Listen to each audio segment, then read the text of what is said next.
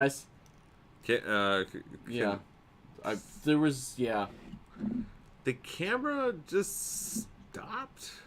that was weird. The camera basically stopped. It wasn't OBS. The camera just stopped working. Yeah, So which is deeply troubling. that's a fairly expensive camera. Yeah, no, we got zapped. That's the answer. Grandfather Father Thunder Thunder. can suck a... Whoa! Whoa! Stand back. Whoa! Okay, well now that Also we're like the idea of a Garrett just putting on like rubber waders. it won't work. He'll just keep zapping your ass. He does not care. Bring it, you little bastard. Where were we? Oh yes. What was the last thing you heard us complaining about the Naga? We were talking about how great the Naga were and how awesome they were that they don't exist. Yes. Wait, that's what happened, Bucky. Oh my God, we mentioned the Naga. And then the stream stopped. No.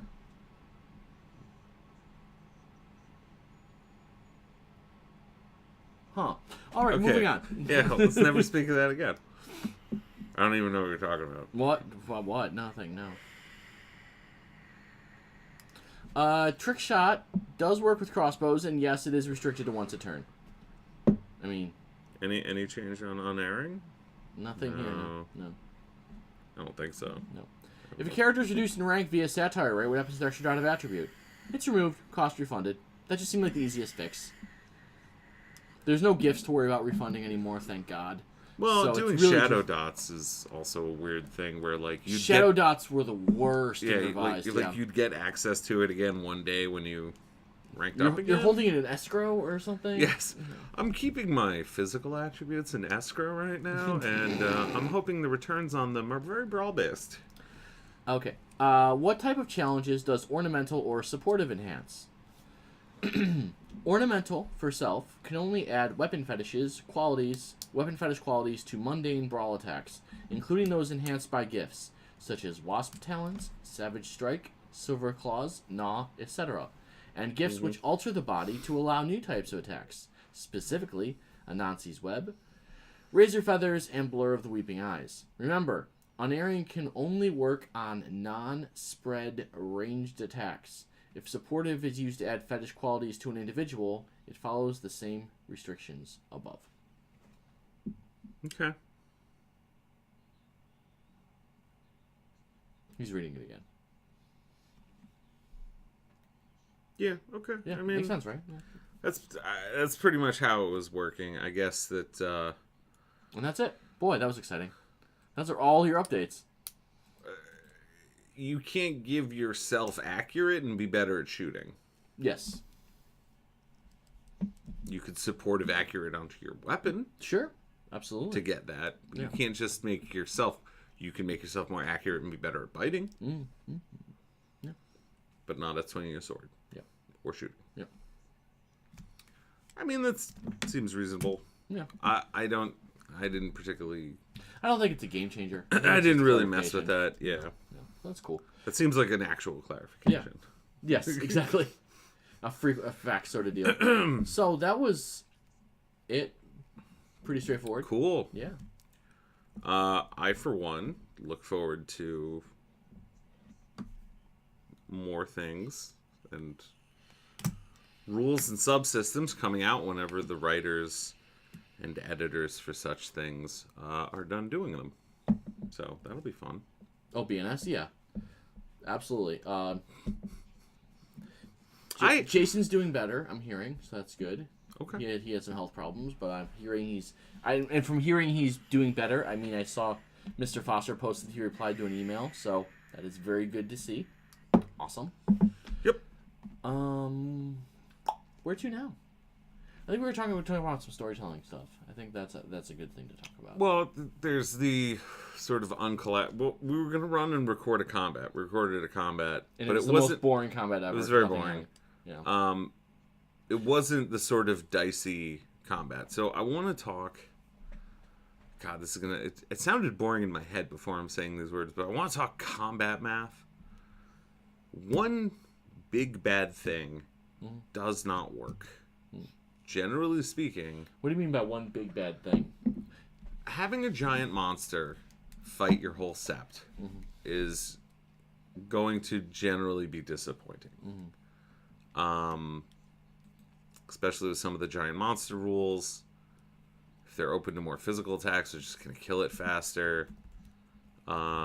There's definitely a place for big monsters, but unsupported big monsters are generally just need to assume that they're going to what are you doing? Keep at it. You're going good. They're generally just going to die. The thing that makes combat dangerous are numbers of opposing forces, right? So let's say you have 4 PCs, right? 4 NPCs will generally not be able to take them, right, unless they're like grotesquely more powerful than the PCs. Even if the sheets are basically identical. Right, because PCs know their shit better. They get to micromanage each sheet and kibits, where one put upon storyteller has to run 4 sheets and do all of it. So you want ways to have backline numbers for the bad guys, be relatively easy to run for the ST, but make a meaningful difference to the combat. So, for example, you've got your 4 or 5 Geru pack, right? They're gonna do something stupid. They're gonna go to like a Pentex office building, and their plan is we're gonna kick the door in and look for shit and punch anything in the face until it dies. Right. That we find. All right, you're gonna want, and again, you're not limited to rank 5 stock. You can go all the way up to, what can you go up to locally? 15.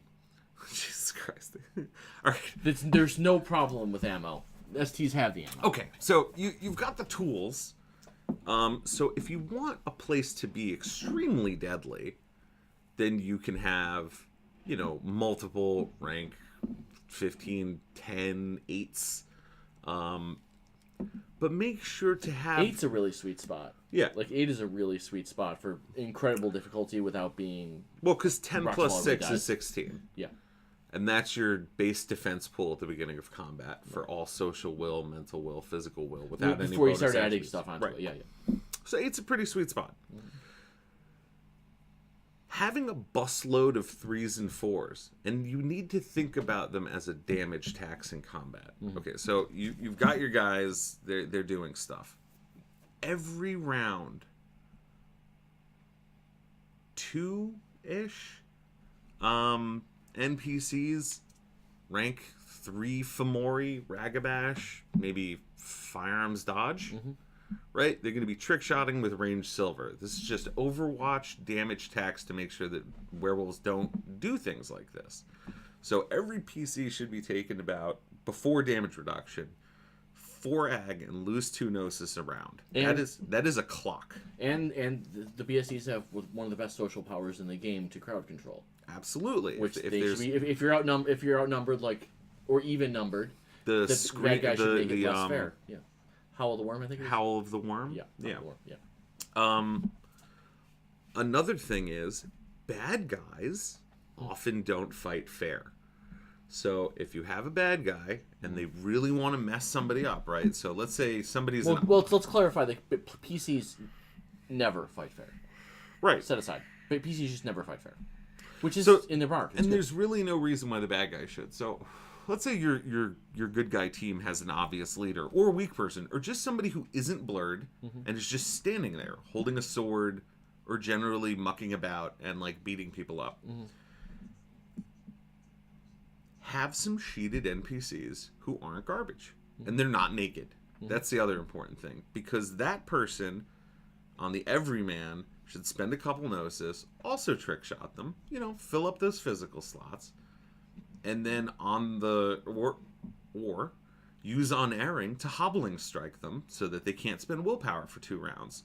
And then your infinite busload of chodes or other things will absolutely murder a PC. Once a PC can't say I retest, they should be dead. And yeah, because unerring is a firearms shop, I guess you can unerring firearms.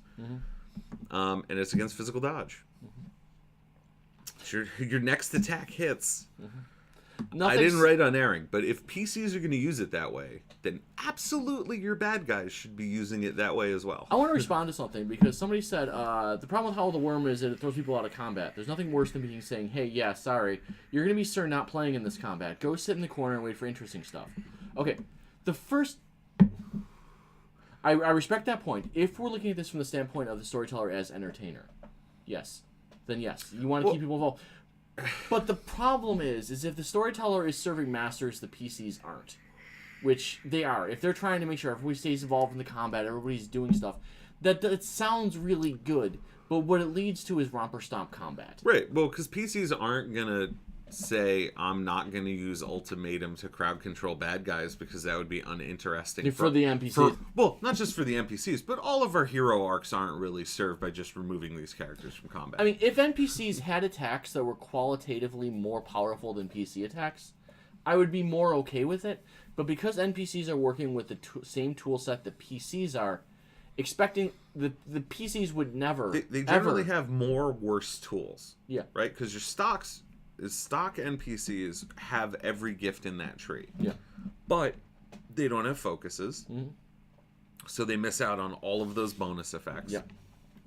So they have a relatively large toolbox, but they're not the best tools. Mm-hmm. They're not as good tools as PCs have. And theoretically, in a game like Apocalypse, the place you want to be is you want to have...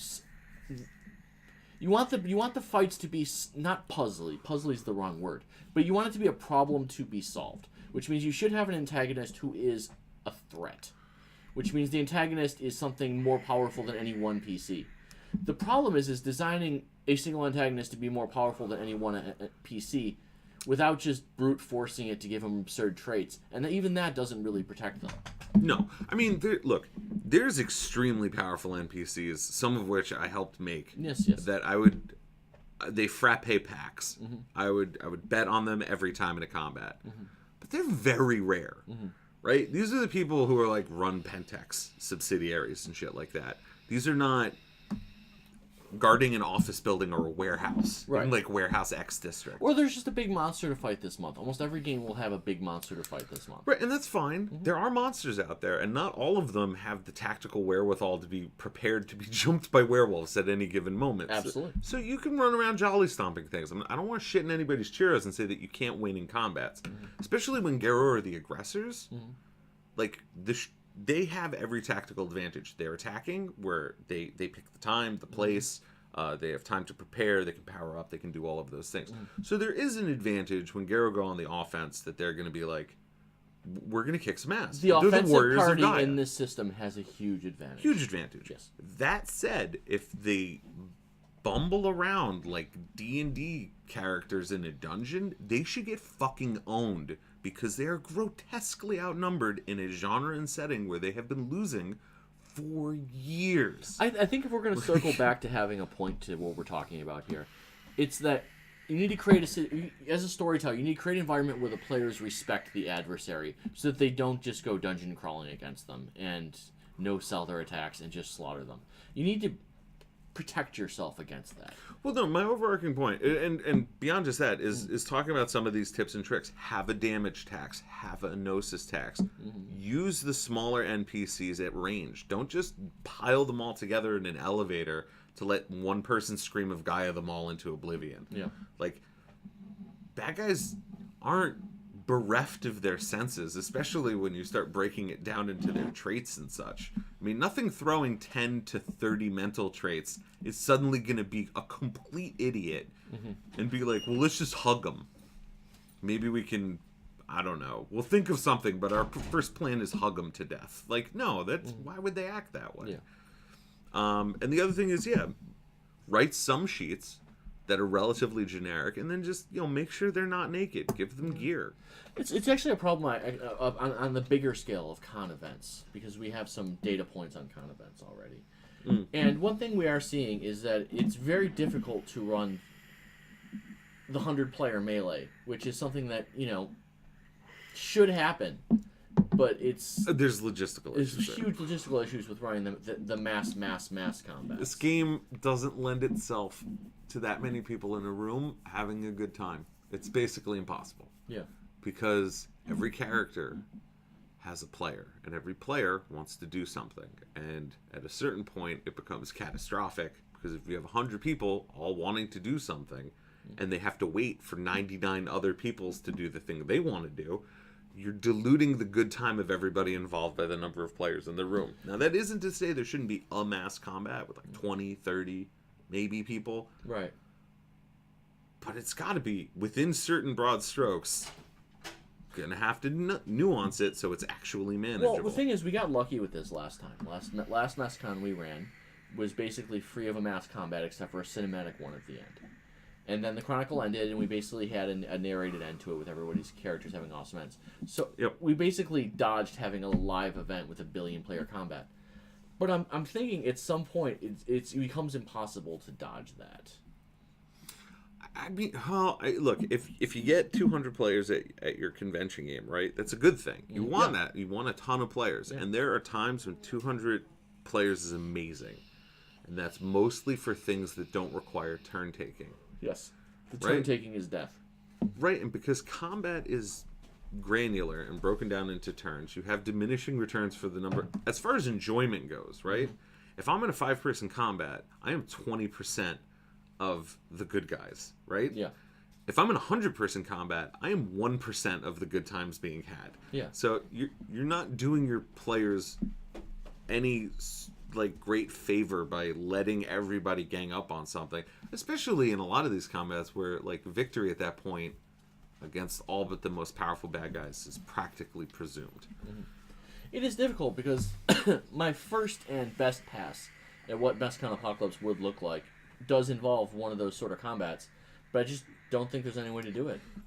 And the problem with 100 players breaking to 10 players each is lack of time sync, lack of consistent storytelling, lack of being able to do anything. I mean, so one of those combats goes for 4 hours, the other ones take 1 hour, and it's a load-bearing fight, so everybody's screwed. Like, these are the problems. Like, I'm not saying these to set up solutions. I'm saying these are the things storytellers have to think about. One thing I've found can work is setting up things, using video games as an inspiration. With, like, instances. Well, not just with instances. Let's say you have a monster that's so big, right, that, like, one group can deal with its left hand. The God of War solution, right. yeah. One group could deal with its right hand. Right. Some people could deal with its head and maybe take out an eye. And then after 5 rounds of combat, you can see where you're at, right? And you can start moving people around to where they're needed. And that can be big and bold and cinematic. And everybody's involved. You're still fighting awesome stuff. But it does take a lot of extra work on the STs. Which is crazy, because the RP-based ones take so much more work pre-game. Like, the work that John did last year from SCon, the work that I did 2 years ago for the Legendary Realm game. Infinite amounts of work before game. But then when you get there, you have everything written, you just execute it, and you're good. Yeah. But the problem is players expect combat, and Werewolf requires combat in a lot of situations, and it's just a very interesting problem. I think a lot of it can also be at least ameliorated to a greater or lesser extent by managing player expectations, right? Yeah. Your local game where you go every month, you can beat the shit out of things. Like, nobody's stopping you. Yeah. That is the best place to have great... I mean, ideally, in said mass combat when you have 100 players... I think it would be dramatically appropriate to kill 30 of them. But the problem is when you get to situations with player death in the line, it slows it down even more. Like, I'm just... There are problems. There are issues to be resolved, and there's stuff we think about all the time. Yeah, it's hard. It's very hard. Yeah. I haven't seen many great, truly massive combats. The biggest ones... I can say that I successfully ran where people told me they still had fun, and enough people told me that I believed them, was about 50. Mm-hmm. And if you give me 75 players, I'm going to try to unload 25 of them. Right. In some way. Or stop them from acting. Or try to narrow them. Or use whatever contrivance I can do to create a bottleneck. Right.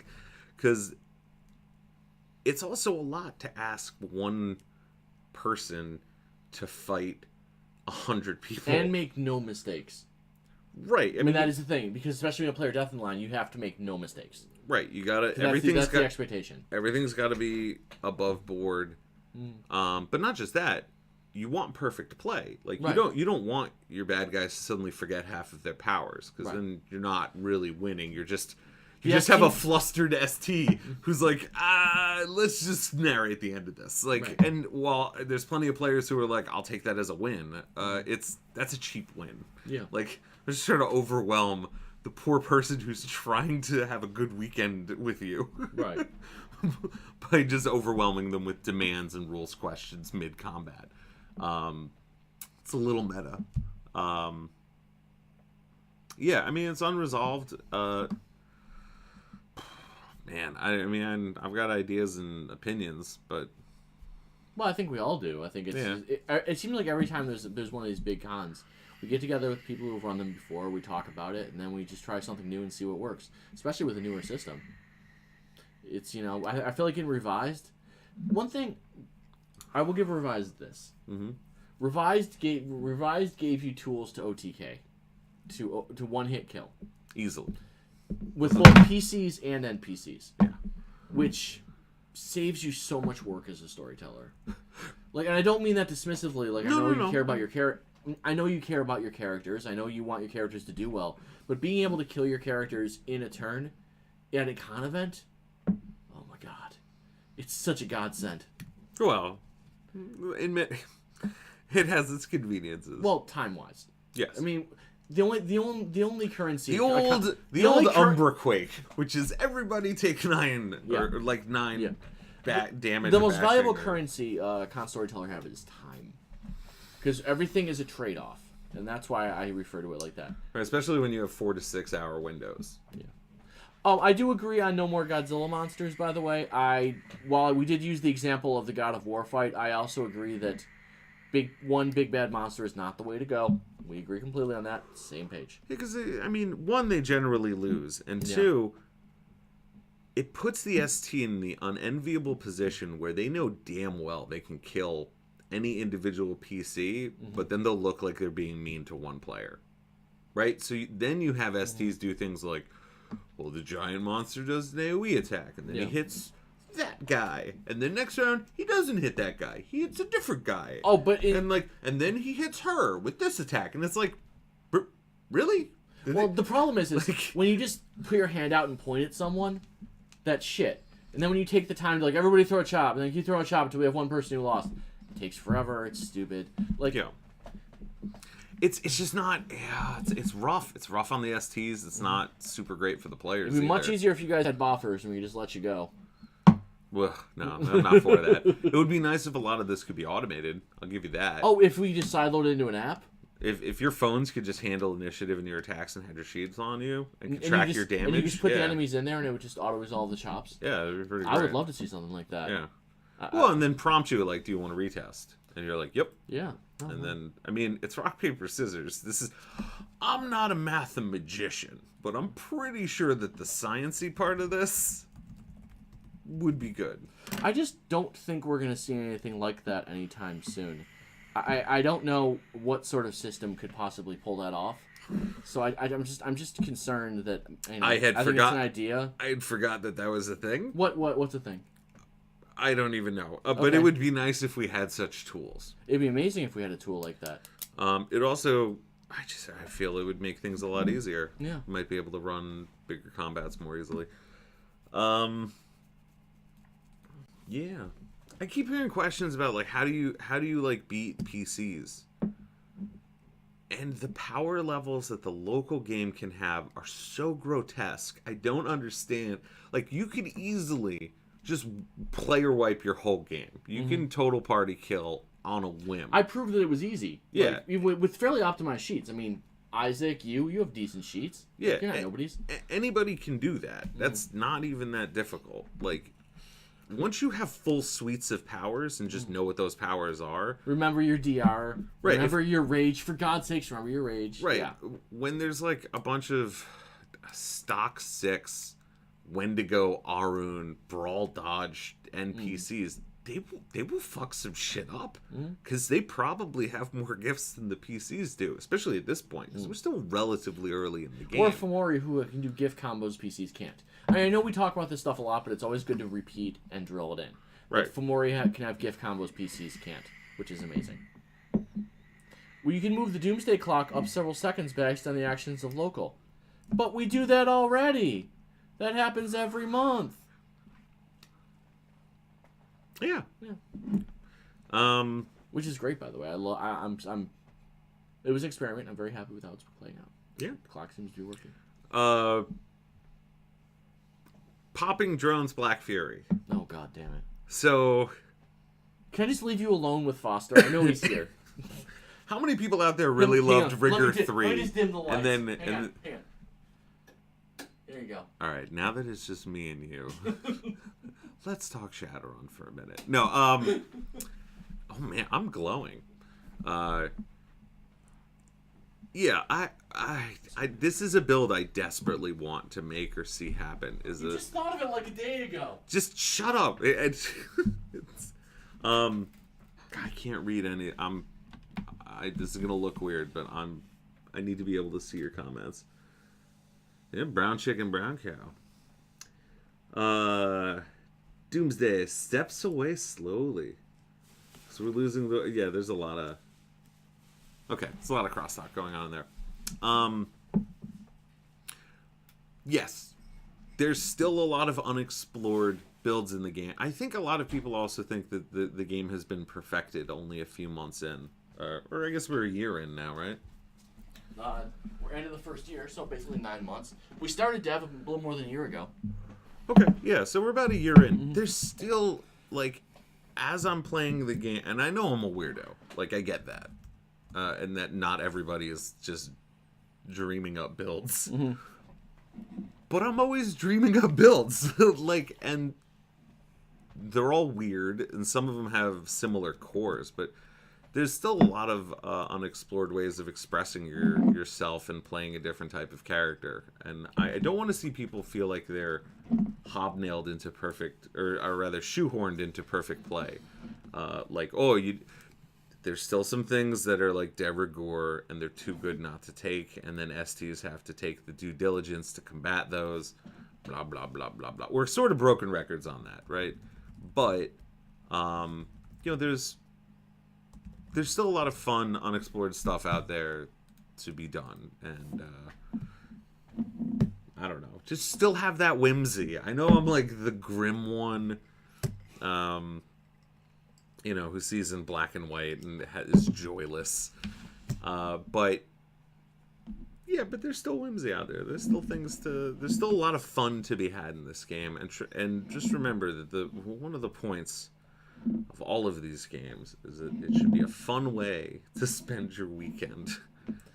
And not hate the people who are killing you. It's a Saturday. If your tune lives, awesome. If they die, cool. That's an opportunity to make another tune. Well, the other thing about... Hang on, somebody makes the point. When you're talking about builds, you're talking about fun stuff or builds that are capable of being meaningful in combat given the current optimal builds? Both.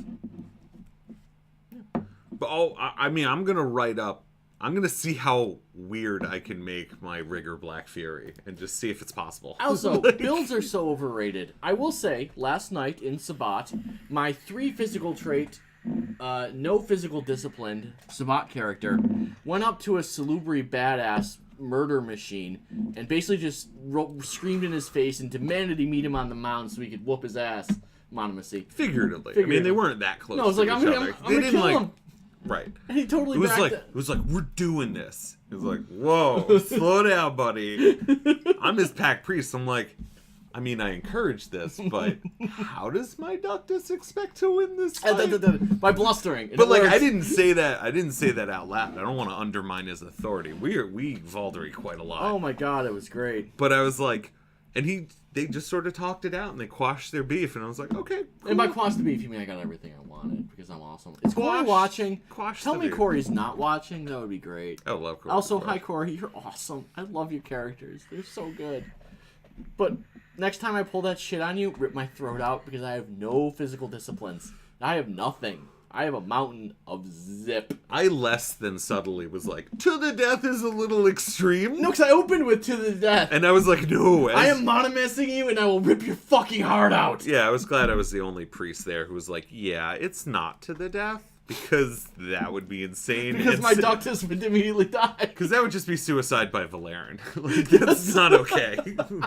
That is not okay. Maybe he'll just ending the watch at me every round and everything will be fun. No, wrong kind of slippery. I'm sorry. No, that's it's not good. Yeah. But this is my point, is that because LARP is not a video game, because it's not a video game, optimal builds are important.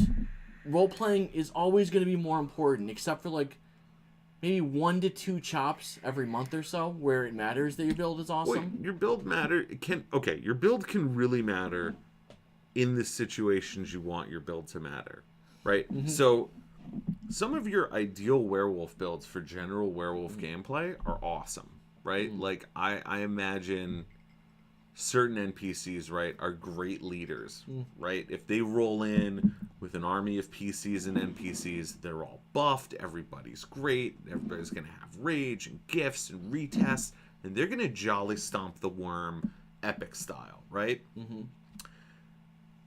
But 90% of those powers, as amazing as they are in general gameplay, on the mound, are suddenly kind of a waste of XP. Mm-hmm. Like, if you have your portents and view the battlefield and your laugh of the hyena... You are the greatest fucking general the Garou Nation has ever seen. You are a leader. You are a leader of men and women of Garou who are gonna, like, bring the fight to the enemy. And if you're on the mound, that's like 100 XP of crap you're not even gonna be able to use.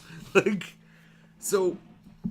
optimal build is a very subjective term, right? And you might be really great on the mound, which means in those big epic combats, whatever's directly in front of you, you are going to fuck up. We just point you towards enemy. Right, like a claymore, face towards enemy, let them go, right? And there's some builds that'll do a little bit more than that, or a little bit more AoE, but they're not optimal in the situations that they're not optimal. Right, so there's a lot of bases to cover, and there's a lot of sub games. Mm-hmm. There's no perfect build. There's no build.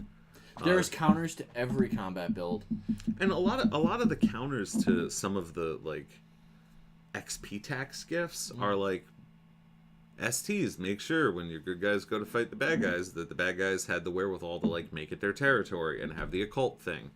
Buy Awakened Minor Spirit. It's a power you don't have to worry about. Unless they did the due diligence of dragging them behind them, and even then, if they're stock 3 or lower, which is all Awakened Minor, they're going to faff off. They can't come in. Like, that's how that works. And sometimes there's just really easy fixes, like the flying Black Fairy murder machine. You just shoot them with your gun that knocks them to the ground. Yes, knock down. Knock down to the ground. To the ground. To the ground. Is fun. It's also for helicopters and planes. Just throwing that out there. Knockdown is a hell of a maneuver. For the low cost of not having to spend willpower, you can ground an Apache helicopter instantly. You don't do any bonus damage to it, but you make the helicopter. It was here. Now it is on the ground. I did again. I love it. I think it's a game balance thing. Right. I think it's great. Not my circus, not my monkey. It's a strong counter to the flying PC problem, which is always a problem in this thing. So I think it's lovely. Yeah. I honestly, I still don't see why flying is... People love it. Bucky, people love flying. I would rather... people. I love range. I love range. I like being 1,000 steps away. Flying. If you can fly, everyone thinks it's optimal. I don't know. You can't go prone when you're flying. I mean, you could, but I don't think it helps. Or maybe you're... No. What's the peanut gallery? Anansi suck to play in real time. Anansi are really nasty in turn 1 and 2, and then they kind of peter out. Yes, absolutely. That totally works as designed. I think you only fall 10 steps per turn. If it's in the book, you do. If it isn't, you isn't. I don't think that's in the book. It depends if it's in the book. Is there a feather fall spell that I'm... Not that I'm aware of. Whatchamacallit? Knockout and toxins get worse as combat continues because the static tests against them keep rising. Oh, yes. So as long as you can keep But applying... that makes sense to use things like poison and things like that would be I'm just saying, moves. your opening knockout guy isn't useless in rounds 2 through 5 because by round 4, they should be going nap time at any moment. They're just like, and then they fall over. I left one of my spiders back there. I will be back there. Yeah. Goodbye. Yeah. What do we got? That was dead air. Oh, sorry. My God. Everyone wants to fly. It's called being a Korax. Yeah, combat Korax. Not the way to go, friends. I liked... I know people are excited about some combat builds with Korax. I like when you can unerringly drop things on people, and then you were like, how strong can I make my Korax to drop safes on people? Because grenades, sure, yeah, whatever. It's a couple acts. Go for the class. Go for the But class. yeah, you want to be dropping pianos, which means you need a ratkin buddy and a portable hole. and enough alcohol in this? And then you're playing Tune, which might be a feature or a bug. There's a place for everything. There's a room for silly in APOC. It can be a very grim game. There's a room for silly in all games. There's generally a serious way to play a game and then a silly way to play a game. Yeah. It's true of all games. Yeah. Who amongst us hasn't had a gyroscopic mount with an Ares Cascade filled with disappearing ink just to mess with people? I'll ask again. What effect would a shard seed falling to the worm have on the clock? Well, nothing. Not really much directly, but when they destroy a Great Cairn, I imagine that would have some effect on the clock. Yeah, their ability to get to a Great Cairn through it, I think, is the issue. But they're not wanting for cairns. They just make cairns. Yeah, I mean, the thing is the Cairn seed in itself is, like, useless to the Black Spiral Dancers. Now, a seed cairn has use, because they can just take it over and Right, the walk seed into a itself Great Cairn. would just be like... They can't plant it. No, but it would just be cool for them to have or destroy. Put it on their desk next to their ashtray. Right. Yeah.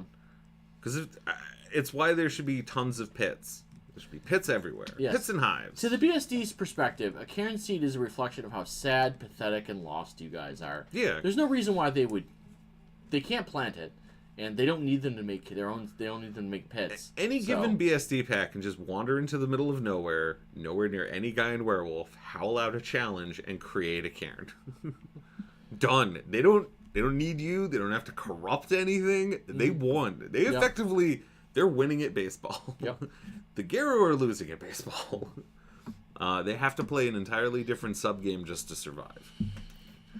So I mean, that's where that's at. That's the state of that union. All right, I think we've ranted about storyteller stuff long enough. Let's open up to some general questions. What's up, everybody? How's everybody doing? It's been a little bit. I'm sure you've got questions about things. You'll notice I keep itching my back. I'm sure you're interested in that. I don't have a tattoo or anything. My back is just itchy. So there, question answered. Wasn't that exciting? Well, one day maybe we'll get matching ones. Oh no, that'd be a lot of work. I don't think it'd be that much work. I want to get something menacing, but also wholesome. Oh, I thought you meant like I would get your Hamsa guy, and I'd be like, why would I? That's pretty intense. No. You don't have to get my tattoo. Wait, Jesus. We would just get matching tattoo, like little tattoos. Oh. You'd look like, especially if it was to scale, it would be like draping a blanket on you. Oh. Cover me like a shroud. It'd be like a delightfully colored pashmina. Well, of course there's vodka in this glass. Why would you ask such a silly question? All right, other questions. Anybody got anything for us? Here we are, at your disposal. Yep. Fill in the air with lovely things. So what else is new in the game world lately? While we're waiting on them to think of something clever to give us content for free. Our game is in a fun place where there's a fair number. We have a decent number of players that show up regularly. Between 6 and 10 folks show up to every session. Wait, which is like so much. When we started, it's like a quarter of the size. We had some problems at the start of Chronicle. We're slowly recovering players. The local game that I usually attend is in a bad place. Right. There's one character. I don't know anything about BNS Lost, so there's nothing for me to say about it. Come on, guys. It's not out yet. And once it is, maybe we'll have a talking about BNS, and we'll rebrand, and we'll just talk about all the games. Let's talk about all about BNS's stuff and how great they are, and what amazing content they put out. You know, just spend all the time just talking about how great BNS is. I got nothing. In any event, I think they're pretty okay. I like most of the people who work for them, and they are responsive, and that's really all I can ask for. No, somebody said Lost in the chat room, so I just went with it. Obviously, it's Changeling the Dreaming. But BNS Lost is obviously not out yet either. Fair. Yeah. I had a point I was going to make. You were making a point, and then Lost took it away from you. Yep. Is every member... Gown. Oh, this is a classy one. Is every member of the Pentex BOD patterned after members of the MES BOD? What? No. No. Not even a little bit. I mean, maybe the Pentex BOD is... No, not at all. The Pentex BOD was plotted out on a whiteboard Before Chronicles started, and more than a year ago. Before I knew who half the people... No, before I knew who 3/4 of the people on the board were. Yeah. So... No, the funny thing about the BOD... If you see parallels there, it's like a Rorschach test. Like, you're seeing what you're seeing. They were designed with many different things involved. I'm very proud of the work I put into them. To pull the cover back a little bit, so the Pentex BOD, the board of directors for Pentex, was designed probably in October 2016. They've had names and backgrounds ever since then. Yeah. And they're built to basically counter each other out. Basically, any one member of the Pentex BOD can be killed by the rest of the BOD. Usually 2 or 3 of them. There's the paper rock scissors there. Somewhat. But each one, I would say each one of them though is a delightful Uber boss for PCs to crack.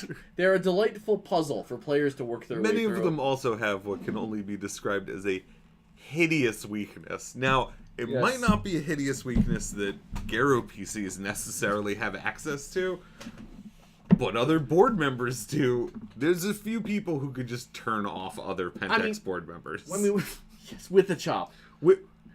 I'm sorry. I'm actually going to say there is one board member who could turn off one board member without a chop. And the one they can turn with a off spend. and the one they can turn off is probably the most powerful member of the board ordinarily. Yes. But yeah, I mean, they're not all Methuselahs, obviously, but there is a Methuselah or two, so we're happy with them. They're not even they're not mostly anything. That was one thing we definitely they're wanted. nice. No, we embrace it. There's a lot of diversity. There is. There's a diversity of bad guys. I know that my sort of rallying points were they should make sense. They should be actually workable. Their logos should be possible. Like, they can't just be a union of mustache-twirling bad guys who, for some reason, all work together despite conflicting ideologies. So there had to be a background sort of subset of ideology that they're adhering to that goes beyond just they're of the worm. Even if players don't see it, it's important the NPCs are doing things that make sense to them. Yeah. This isn't, and this again, I don't work on stuff like this to like be so proud of myself and like be self-masturbatory.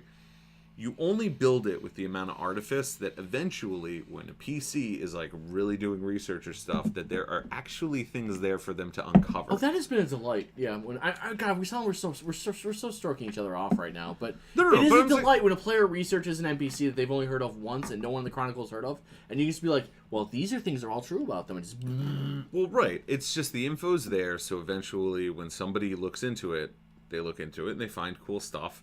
And it's not like you send an email and then you have to wait 6 months so staff has to make it up. That's the biggest thing. Is it cuts down on turnaround Staff time. has to respond quickly. Oh my God, it is like so vital. Yeah. That's also true. But I'm saying with stuff like this, when you email, hey, I heard about this Pentex board member and I have like these 3 things that I found out. Like, are they true, not, or whatever. Whoever you're talking to can just look it up and be like, true, not true. Right. If there's actually agreed facts in the world. Right, because the work's already been done, the background's already written. So so you don't have to wait. Like, I did an investigation, and like 6 months roll by as people scramble to like make up and backtrack and be like, make sure everything makes sense. Right. The big thing about having so much stuff written before the Chronicles started is to make sure everything makes sense. So things that didn't make sense in month 1, when you look back at them now, will make sense. I'm thinking in particular, we gave away the Croatan thing 3 days into the Chronicle. I mean, what was going on with the Croatan was revealed obtusely in a vision about 3 days after the Chronicle started. I mean, and there are other things like that we put out all the time. We plant seeds so they can be sown later. Yeah. And there are plots that we lay down we don't expect to come up till year 3. The teaching point here, and I said this before in some of the earlier episodes, I am perfectly okay with the overwhelming lion's share of the stuff that I worked on never being discovered, nobody ever looking at. Yeah. But the important part is that it's actually there. That's the due diligence of being an ST and writing stuff down and not having to do everything off the cuff. Because if somebody Scooby-Doos their way into, what's the alphanumeric one? Numeric. Somebody Scooby-Doos their way into numeric and like get some cool files or a MacGuffin at like a con game or like a USB drive with like 3 dossiers of 2 of the members of the board's Pentex. I don't want to have to look at some staff dude and be like, all right, so write that and then mail it to that player. Like, just, it's there. It just makes life easier for everybody to actually, and this is our chorus, do the work. If you actually do the work, a lot of this is so much easier. Yeah. Question. Do you think using Vampire Society to do big plot movements in this chronicle is something you do? It's happened in meta history. I don't find vampires compelling as an adversary in Werewolf. For Werewolf? No. They're too tangential. The problem is if the Werewolves looked at vampires like they did everything else, they would just kill them all. If they would at least try to all the time. The book had to have special pleadings for they're bad guys, and you could totally, since you're up during the day and have magic powers and are really good at killing people, when you have the upper hand, you could probably wipe out most of them. But don't. Well, I think that's the problem, is I don't find vampires have their use in Werewolf, obviously. But as a chronicle-defining adversary, their weaknesses are too glaring to an intelligent player for them to be useful.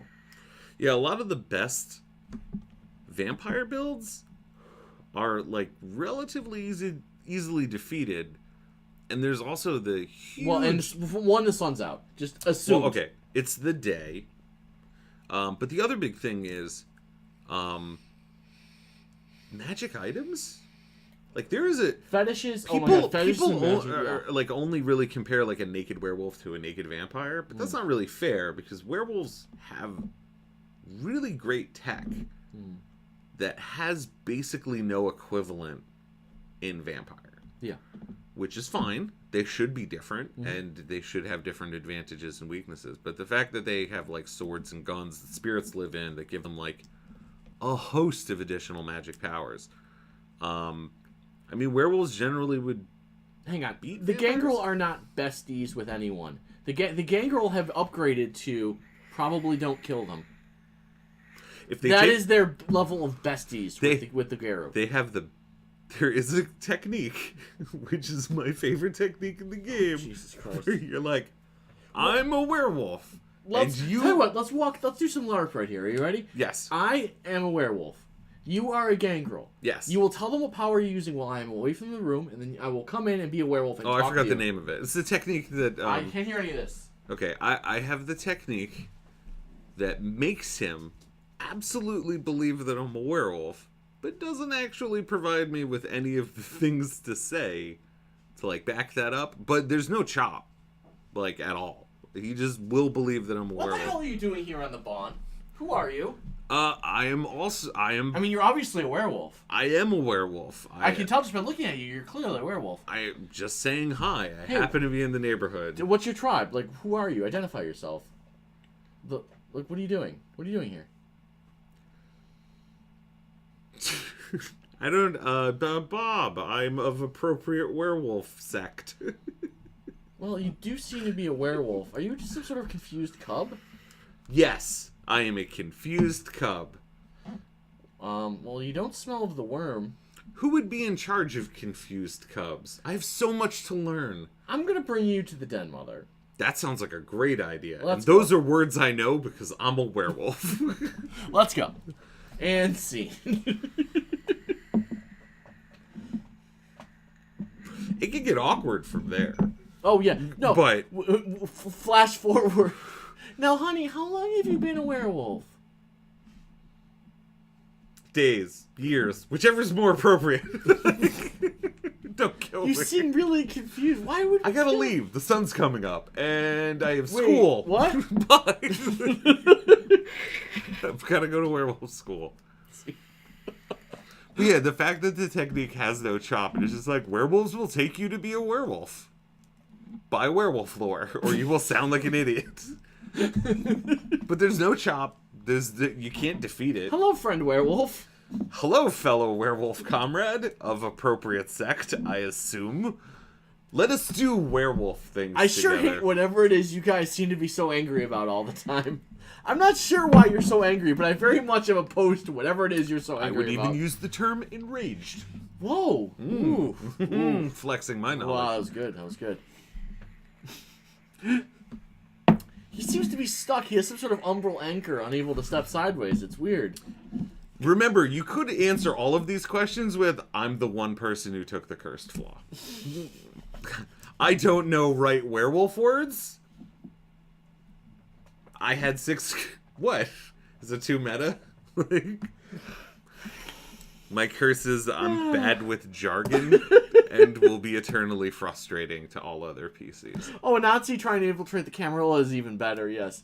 Hello, fellow blood drinkers. I too drink blood. What's in your mouth? I love the night. Is that a... do you have a mouth inside your mouth? What is that? Anywho, I'm Harpy now. Yeah. I'm so angry at whatever it is you other werewolves are angry about. I'm upset at that other vampire sect that thinks they're all that. I don't know that that's a thing, but I'm assuming it is. I assume we're broken down into roughly 2 to 3 groups who are all sort of adversarial against each other, and then also split into roughly 13 subgroups. So I am a member of whatever sect, clan, tribe, or whatever you're of, and I oppose the things that you oppose. I've always agreed with you Ideologically. So yeah. This is the world we live in. I didn't write the power. I think it's great. I'm not shitting on it. I think it's actually RP hilarious. I want to see the scene. Just don't ever take werewolf lore if you buy that power. As a favor to me, because it's comedy gold if you don't. Just have a lot of social traits and be a sweet, lovable, terrible werewolf. New Ishidor. I don't know why anybody would trust the new Isha. Well, if you don't know they're New Isha, that would be step 1 to that plan. I'm just saying, there's definitely fallen new Isha who have infiltrated the nation. There's no way to tell that they are. They are perfect. They are the laziest perfect infiltrators. I mean, perfect infiltrators Well, and aren't... the other way. And the other way. Oh, yeah. No, that's true. If the new Isha haven't... Hello, fellow Black Spiral dancers. How are you today? Hello, friendly worm folk. I, too, am here to worm things. Boy. I took my level 3 power and a 1-point merit. I'm G to G. I love maggots and tentacles. So, I feel like... And I hate vines. Oh my gosh. So much in vines. common. Wow. So much in common. Thank you. Did you ever hear the joke about Guy and werewolves? You're gonna like it, because you get willpower gnosis. Wait, why am I getting willpower gnosis for this? Also lose a dot of Hirano? I don't know. Oh my god. Oh. Good times. Our audience also hates vines. Trees are assholes. Why do you hate Gaia? Yeah, I mean, there's a lot of goofball stuff in the game. But yeah. It's good. It's a very dark game. It needs it. The nihilism can get overwhelming. That's why there's a Hirano rule set, so you don't have to think too hard about it. Just get to the point where it affects your chops and then deal with it. Like every other PC. Classy. Where's the lie? All right. So that last question inspired a 10-minute laugh riot sketch fest. Anybody else got anything? What's up, guys? Here I am at your disposal. Right. This is the Ask a Sage. Oh, nice. Oh, What? that's Why is there frustration with the first vote? We haven't seen public topics around another vote. Move alone is a completely valid answer. Oh, well, that's not up to us. What are we talking about? If players... Okay. The votes for Tribal Council. Oh, the council. That's nothing to do with us. That's PC That's on you driven. guys. If you want things voted on, find an elder. And harass them. Then get that... Here, let me break this down, because I've told this to every player who's asked about it. Step 1. Find an kill elder. the tribal counselors. Replace them. No. Just, okay, fine. Step 1, replace them. You don't have to kill them. Fine. No, They're none of that worthless. matters. Step 1. This is for just calling a council vote. This is all you need to do. Step 1, find an elder of your tribe. Shouldn't be super difficult. 2, get that elder to politely ask their tribal counselor. You know, I've been thinking about it, and I think the tribal council should make a decision on this. The tribal counselor will then say to his tribe, does anybody else really think this needs to happen? If other members of the tribe agree... It's docketed. Yeah, it's docketed. It's on the docket. And that's pretty much it. And then the next time there's a vote, there can be 30 things that the tribal council has to vote on the next time they vote. There's only it 2 doesn't votes have to be one thing. It was just happened by happenstance at MSCon. They need to think of it more as like, you know, this is the 303rd Garo Congress. Right? It's more like it's election day, and these are the ballot initiatives. So, like... Sure, right. Once it's announced that something's coming up for vote, it will then be asked if anybody else has anything else they want to put up for vote. At that point, topics will be collected. The councilors will decide whether they actually want to vote on any of this. And if they do, we will proceed. And a lot of that, again, just relies on players saying, yeah, this is important to us. Wait, we've already seen one tribal councilor die? Oh, shit. Wow. Did a tribal councilor die? Whoa. I probably shouldn't ask you. Audience, wow. Did a tribal councilor die? Wow. Hope that didn't happen. Oh no, I hope. Your opinions are well noted. Death to all of them. Replace them with PCs. They're not higher ranked than you. Just take them down. We already discussed that 5-on-1. You could beat any of these people. We've been gone for a month, but I think they remember you rant about this every episode. Okay, all right. I will. I'll pass. I'll pass. I won't do it again. So yes, if you want votes, be the change you hope to see in the world, and bother an elder. There you go. Yeah, bother and docket it. Get it on the docket. One thing we have seen is, and we've tried to correct players when they've done this, is they're having the occasional Fosterns and Cleots and Adrian who are like, the tribe should really vote on this. And then they wonder why nothing happens. Get an elder. If you want to change the world, you need patronage. I took VIP ties to my... You don't even need ties. Just the PC just has 5 points in background. Let me finish my sentence. I took ties to the tribal counselor because I wanted ties. And I have never really used them for any particular purpose. Right? They're just... they're not aliens. These aren't Inner Circle members. They're not Methuselahs. They're just other werewolves that you can talk to. They may be up to 20 years older than you. Yes. I'm like, woo. Yeah, it's really they're not these bizarre. It's not vampire. It is not. Just say it as a mantra. This is not vampire. Hell, if you want a High King, just get somebody they'll all vote for. Good luck. I mean, it might not. We wouldn't it almost stop definitely would. But what I'm saying is, we wouldn't stop that vote Yeah. from happening. If somebody wanted to nominate somebody for High King, they're more than That welcome is to. much like many other votes in the real world. It could be called every time that they get together, Look, and every time if it doesn't somebody work. wants to make Haverlock High King, they're more than welcome to try to get her in there. I'm just saying, it can be done. God, that would be so fucking weird. That would be so fucking weird. That'd be amazing. That'd be so For fucking one, weird. welcome our shark masters. Oh my god, that'd be so weird. Um, Preferably even a werewolf. It would be nice if the High King of the Garo was a Garo. But not really required, yeah. Although You're going to air Bud or Rokea into the High Kingship? There's no rule saying it can't. Rokea are a special case. I'll leave it at that. Alright, fair enough. Anything else? What do we got? What's going on in the peanut gallery? We want Death to NPC Leadership t-shirts, Pentex for Gaia, Grandfather Thunder for High... Pentex is all about Gaia. Oh, no. In a deep and meaningful sense. I would say they're defined by their relationship with Gaia. Yes. Grandfather Thunder for High King. No, you do have to be alive. That would be a requirement. I don't know. There's no rule saying you can't be a spirit. Well, Airbud Grandfather Thunder and... Or just make it... there's a Zaps for everyone. There's a Lupus Zaps Glasswalker named 2018. Airbud. There's a Lupus Glasswalker named Airbud. He's going for it. GFT 2019. I think Joseph Winter's Rage is a slightly more credible case than Airbud. Yes. Slightly. Maybe. Yeah, fine. Whatever. As long as it's not daily. Could you imagine daily as High King? Oh my god. That would be something. That would be something. Yeah. What else we got? Airbud is definitely a Bonar Loops. Oh, you're right. I can see that. Get Wendigo hype. Absolutely.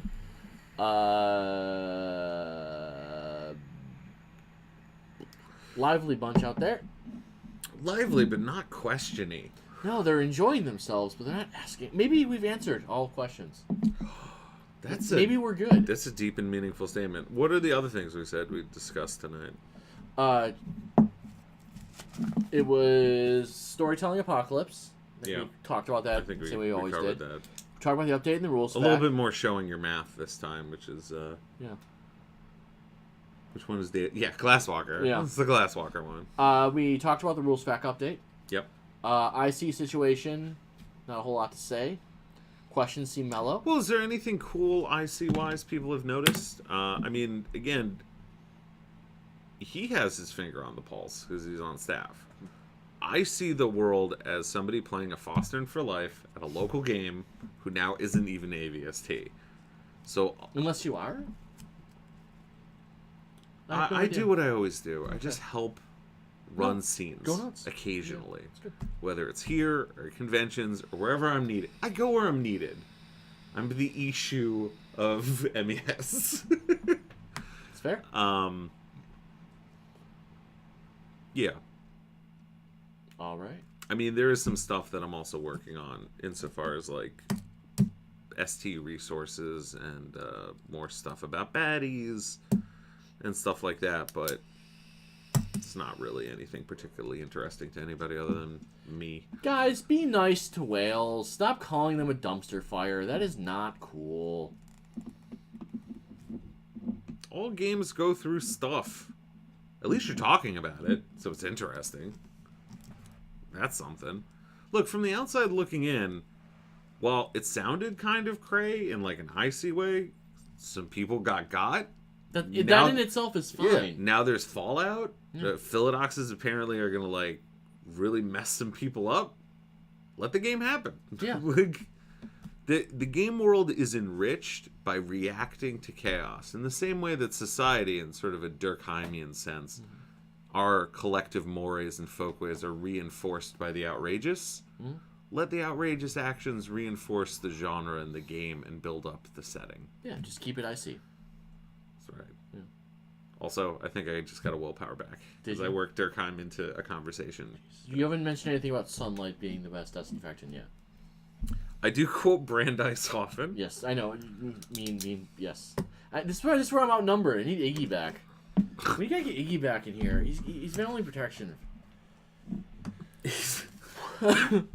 From Brandeis? Yes, from Brandeis. You don't need protection from Brandeis. Brandeis is your friend. Okay. Yeah, I can't read that. It's too small. Guys, I need you to only write in all caps so I can read it. I'm just kidding. Don't. People are saying don't disparage Wales. Absolutely. The Puerto Rico trial was the best game we've had. Awesome. Glad you enjoyed it. Cool. Missed the trial. Hive Life. Sure thing. All right, guys. We will definitely try to be back with you before Christmas. Well, okay. So our next session locally is January. Yeah. Is January. So I know I'm going to be out of town for. Well, I mean, Hanukkah's coming up on the 12th, and runs forever. It's like 90 days. It's famously 8. 8. It's famously 8 days. Are you guys doing a holiday party this year? I didn't ask. Yeah, but we don't know when. Oh, okay. Yeah. Let me know. Yeah. We have a pretty great holiday party every year. I know you do. Yeah. But yeah, I sometimes it's after New Year's, sometimes it's before. Right now, it's looking like after, because a super knocked up Lyra. You did do that. Good job, by the way. Oh yes. Yeah. Well, I mean, it was on the Facebooks. I imagine anybody who gives half a shit already knows. Yeah. So we're busy with stuff, so we don't know where we're gonna do our party. But was the 17th is the Sunday? Yeah.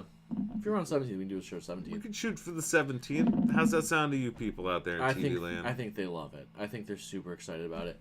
And I will say the holidays in LARP land is always a little bit slower. So we're just going to enjoy this, get through the holidays, enjoy the transparency and the spirit of Christmas. And all of you guys out there, have a wonderful week. Yeah, for some more reasons delayed, happy holidays to all and sundry. Absolutely. Whatever you celebrate. We're all about whatever it is you celebrate. Yeah, and if you don't, Even then better. still have a good time. Yeah. You know, Yeah. enjoy yourselves It's out great. there. Everything's wonderful. What's our run time? We're good. We're about 90 minutes. All right. But I think we're good. Listen, I just wanted to finish with one thing. No, yeah, go. The Talkin' About Werewolves Facebook group. Again, we're not asking you to give us money on Patreon or follow us on fucking Twitter. We don't even have that.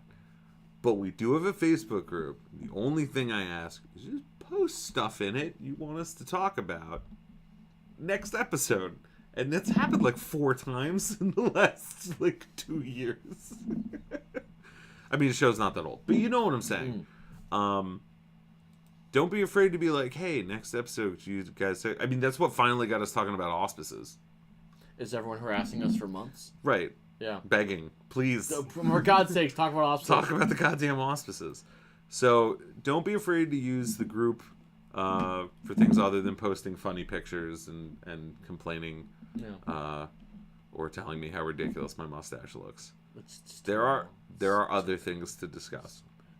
But yeah, if you have requests, you want to talk about stuff, or just to make a note, because you might think of something in a week, and then episode comes, you're like, I thought I wanted to ask them something, but I forgot what it was. That's good. Yeah, memorialize it. All right. And then when we have a Patreon and a Twitter, I expect you to lavish us with your funds, and then instead of this bat, we'll get a green screen that we won't know how to use, but it will be so green.